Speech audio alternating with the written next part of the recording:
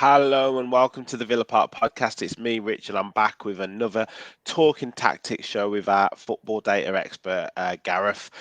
And it's a fast turnaround, mate. I mean, games coming thick and fast. But the great thing is we seem to only do these talking tactics shows when we win. I think we've only done one when we've lost. Yeah. It's crazy. It's absolutely crazy. And yeah, I mean, they don't get any more dramatic than Tuesday night. Obviously, we couldn't get one done in time for the Chelsea game before this turnaround. So this one is delving a bit deeper into the Leicester game, looking at our usual player influences, our passing network, seeing if we see any trends, and obviously Gareth's analysis, match of the day style analysis into what happened within the game and what we exploited via Leicester's, I guess, poor play at times. So yeah, mate, general kind of thoughts on the game. Another kind of solid, albeit a dramatic finish, a very solid, compact, organised Emery performance. Yeah, it was a shame we couldn't do a Chelsea one. Like you say, it was a bit of a quick turnaround, but it was a shame because that was against a different sort of formation with a back three and everything. So it was a bit of a shame. But yeah, I mean, Leicester, you know, what can you say? I mean, as a player, I think, and as a manager, you want the games to come thick and fast when you're in a good run, a good vein of form, which they are. But yeah, for me, people were saying, it was a little bit, I'm not so sure, but I was quite confident. I think even away from Leicester, they're second from bottom for a reason, and as a side that are in form, you've got to take advantage of that. And I think we would have took advantage of that, and we did. I was quietly confident. I think even a draw for us would have been a decent result away from there. But yeah, I think we did well. We got it all spot on. We played our normal game, and we did it. Yeah. Well, as I say, we'll delve into the detail in a second. If you are new to the channel, please do subscribe. We are so close to 1,200, obviously on the way to 2,000, fingers crossed. And please hit the like button, help us spread the word of the channel. Some of the support and the number of likes we've been getting on the latest videos have been crazy. So again, hit that like button. If we can get above 100 again, that would be fantastic. And leave your comments on anything that you see in this video, what you think, what your thoughts were from the Leicester game, and if you've learned anything and see any trends or want Gareth to look into anything, please do leave a comment on the videos. So, mate, we'll get into the passing networks. I guess we're seeing a real a structure now and identity with Villa at the moment in the way that they're playing.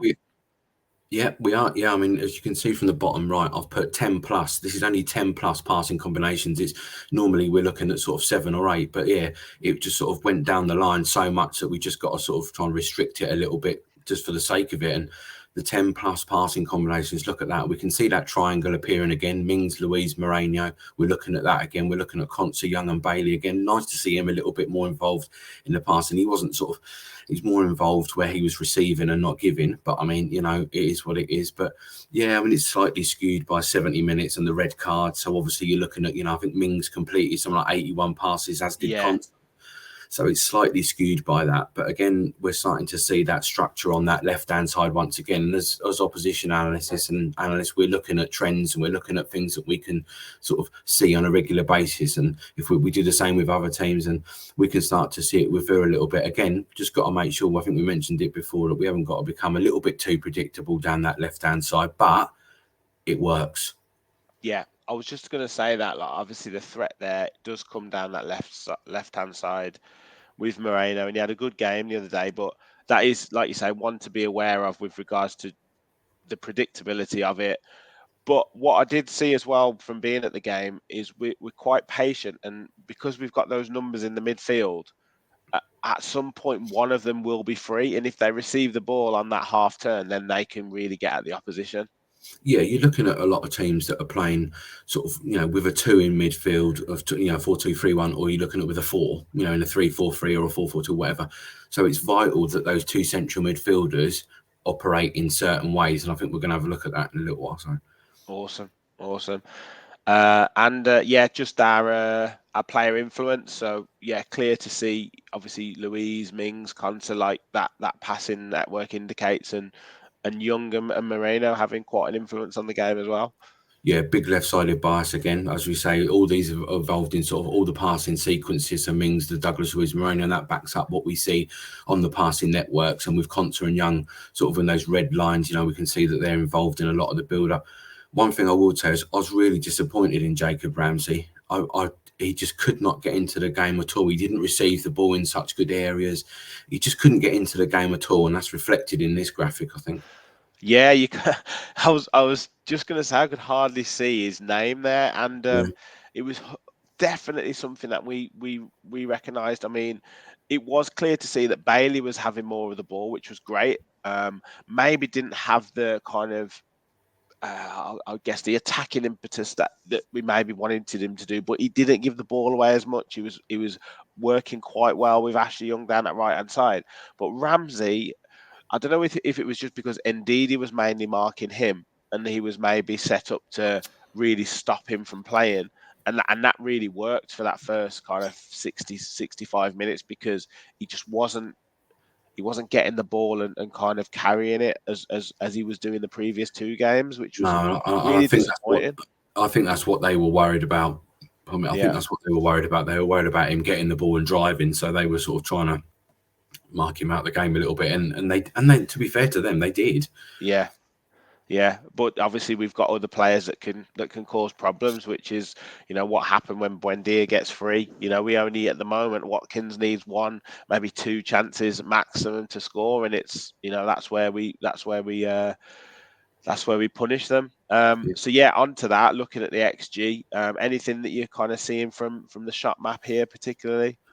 Yeah, I mean, a lot of low XG shots from us again. I think we saw that previous game as well against Chelsea. But I mean, volume's okay at 15. You know, expected goals on target at 1.48. So we did that. We achieved the 2 goals. You know, so we've overperformed our XG in the game a little bit. Possibly a little bit lucky that Leicester didn't get a second, not for the penalty, but for a couple of other chances. Hooter's head first half has got that might have made things a little bit more difficult for us. But apart from that, it is what it is. Yeah, yeah, and quick look at the timelines and in the minute the X threat timeline, and I think this again backs up what we talk about generally every week. Fairly consistent build up of threat as the game wears on. Obviously, the yellow card the red card had a bigger impact in terms of that for us for that 70 minutes plus. But that being said, it still kind of links into how Emery likes to structure a game. Yeah, I think like you can say, excuse me. Apart from the first 20 minutes, which nothing much happened really, but we can see that just after 20 minutes and up until that period before half time, we've got a few shots in there, and then we've increased it the second half, especially after the red card. I wonder if he wanted us to be a little bit more clinical after that red card, given those chances that we did have. But we can see from the shot map that they were low XG chances, so possibly not. And I think that's where I think the patience to play a bit more. Yeah, definitely. And then a quick look at the extra game flow. Yeah, obviously, fairly even throughout the game. Obviously, I was expecting Leicester to really come out the traps at us, both halves, and I didn't see that at all as much. And then, obviously after 70 minutes, it was all Villa. But yeah, I was a little bit disappointed in Leicester, to be honest.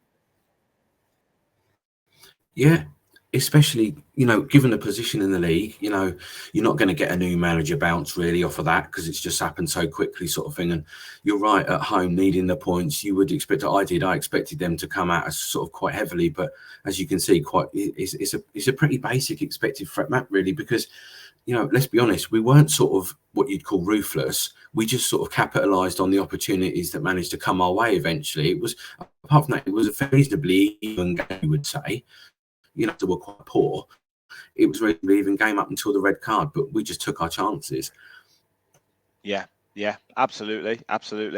So we'll get into your kind of analysis, and you did hint at a point that you wanted to make. So I'll get the screens up in a second. Just while I'm sharing the screen, please do hit that like button, hit that subscribe button, and comment on your thoughts on the game, and what you thought about.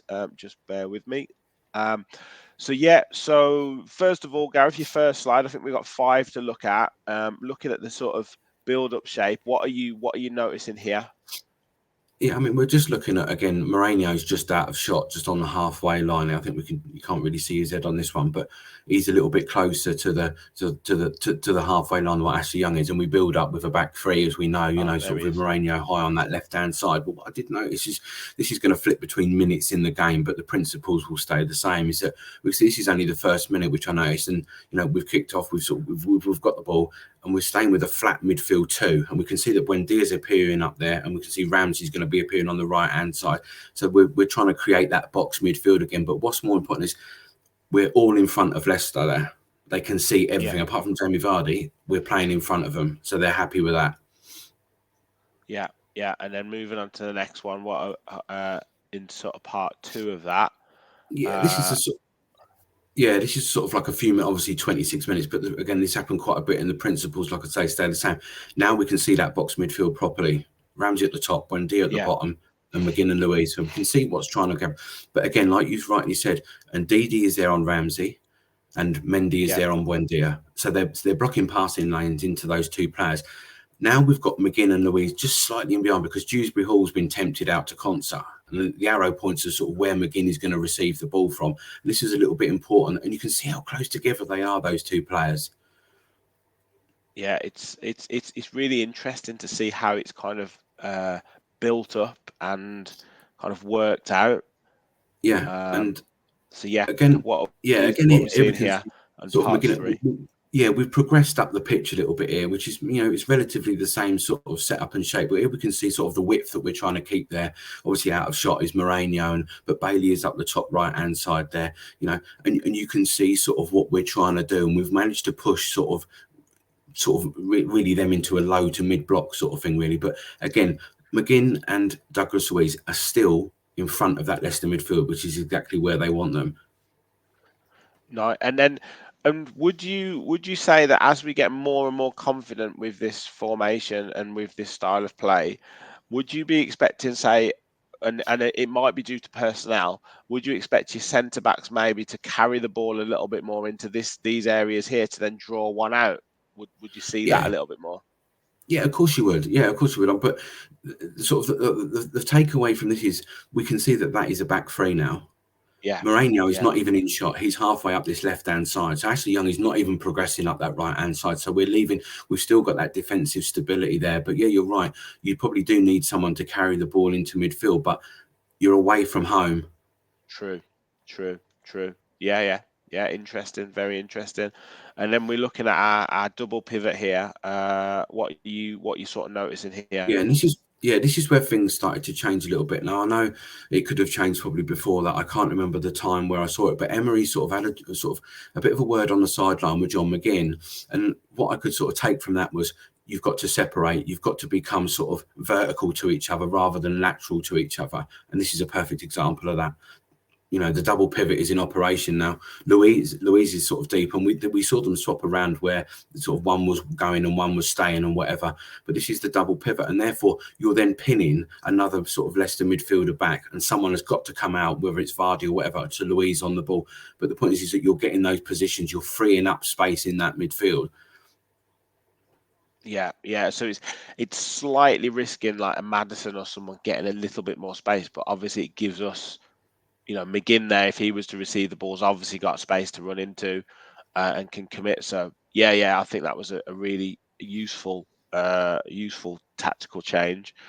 And then the final one you're looking at, obviously, I think this is, like you said before, like hinting at the real passing combinations that we're working out. And I mean, you spoke about this. I think it was after the Arsenal game where we were talking about the Arsenal combinations, and you were saying that Emery would like to get that kind of passing sequence and passing style set up with Villa, and obviously we're nowhere near the Arsenal standard, but you can certainly see it as we've built up over the last sort of 7, 8, 9, 10 games that it's starting to come to fruition.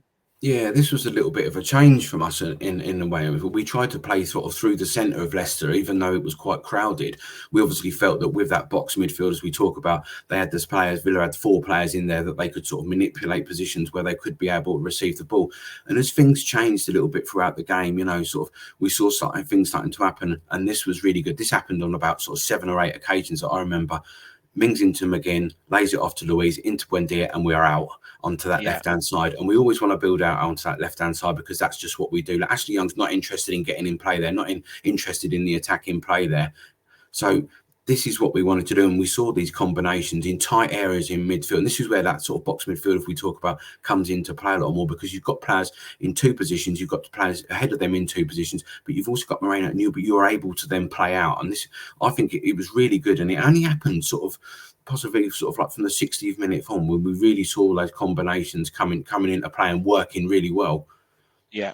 And it kind of actually happened with the goal because Conte played it into Louise, who played a little flick around the corner to Buendia, who then obviously passed it into Watkins and that. But yeah, I mean, the point is that because the players are quite close together, because they're a little bit more confident now, because we're winning games, and also that it's getting coached into them. They can do these passes first time. We're seeing McGinn now looking quite comfortable on the ball, not giving the ball away. Louise is obviously comfortable on the ball. His problem was taking too long on the ball, but because they've now got options, they can do things, with 1 and 2 touches that moves us up the pitch quickly. Yeah, exactly that. And you've got those. The important thing is that you've got 2 technically really good players in Louise and Buendia who can Yeah. turn on a sixpence, who can receive the ball in tight areas and play, and got the intelligence to. It's what you do with the ball after you've received it in those areas that makes all the difference. And it'd be interesting to see, as we spoke about before, if they get another right back who is a little bit more attack minded, like Moreno sort of style, who's able to cross the ball. That even increases your options. Yeah, yeah, 100, absolutely. That's like double the threat, but double the coaching that you've got to do. Like which side But do you go? That yeah, obviously makes more of a decision. Like which one's the best decision to make. well, But it's more of a sort of Liverpool style approach, if you yeah, like, where you've got 2 attacking fullbacks, but you've got midfielders who can sort of able to play the ball out into those areas. It just depends which way they want to go. Yeah, yeah, exactly. But yeah, I know another really, like you say, another really structured performance, and something that you've got to do against these type of teams. And we obviously, whether it's a little bit of luck or whether it's, just taking our opportunity. He made key changes, taking Bailey off, bringing and bringing Traore on, bringing Duran on to kind of cause a little bit of chaos. I always think that teams now with 10 men defend so solidly that they are difficult to break down. And that's where you need a player like a Duran or a Traore, because they're going to do something that causes a bit of chaos, and it's through that chaos that you get some rewards. yeah. I would like. I wonder if at some point we will see Duran starting a game alongside Watkins instead of, maybe Buendia put out to the right hand side and Leon Bailey not starting the game, and just to see how that does sort of work out. But you don't break a winning formula, do you? No. So Forest coming up on Saturday. Any thoughts on how he might approach that? Obviously a team that again probably really struggling like a Leicester, but Villa at home now. Is the pressure going to be a little bit more on Villa to go at Forest, or are we going to be that same sort of structured Yeah, I think we're performance? just going to see. We've seen it, haven't we? It's going to be more of the same. You would imagine. Like I say, you don't break a winning formula. They're well drilled now in what they're supposed to do. You're just wondering about injuries and stuff like that. Kamara not being available again is a little bit of a worry so soon after, his injury sort of thing. But McGinn's hard to get out of that side at the minute. He is. I wonder whether Ashley Young will start again. Maybe 3 games in a week is a little bit much. So maybe a Chambers comes in at right back. I'm not sure on the fitness of Matty No, Cash, whether he's been training this week. We, yeah, I we mean, don't know. it's possible. I mean, they've got a similar sort of player in Brennan Johnson to Harvey Barnes, haven't they? Sort of not in the Forest where you're looking to pick the ball up and drive. So, yeah, it depends sort of what they decide to do, I guess. But yeah, I think you're right. There's got to be they've got sort of to account for that, really. Yeah. Well, it's a game that if we want to really challenge for those European spots, which we are now in the conversation for, it only takes a couple of games. We've got to be beating Forest, and 9 points in a week take us into that Newcastle game would be fantastic. Yeah, I mean, you know, we were sort of laughing. I think it was a little bit of a sideshow, really. We were saying, oh yeah, he'll take us into Europe and things like that. But it's a really real possibility. It really is a really real possibility now. We've got a decent run in, not too bad. Newcastle will probably be the trickier game, let's be honest. But given the form we're in, let's just hope we don't take a heavy beating, because I don't want to see that, because I think that could really sort of knock us back a little bit. But I mean, crikey, from where we were, Europe is it's unbelievable, really, that we're even talking about it, really. Absolutely. Well, Gareth, you're going to be with us every step of the way, tactically breaking down every game. I'm sure we'll be back next week after hopefully a victory against Forest. Once again, just tell everyone where you are, where they can find you. I'm sure your social media You following can find me at that growing great JC on Twitter. People know where I am, so yeah. Brilliant. Well, thank you everyone for watching. As I said before, please do hit that like button, subscribe if you're new to the channel. I think there's almost 50% of people that watch our videos aren't yet subscribed, so please do subscribe. It's totally free. Just hit that subscribe button, comment on anything that you've seen in this video that you like, or if you want Gareth to look into. We'll be back for a Forest preview this week. We'll be back for talking tactics, match reaction shows, loads of content to come. Or as always, remember, we all follow the Villa. Thanks, everyone.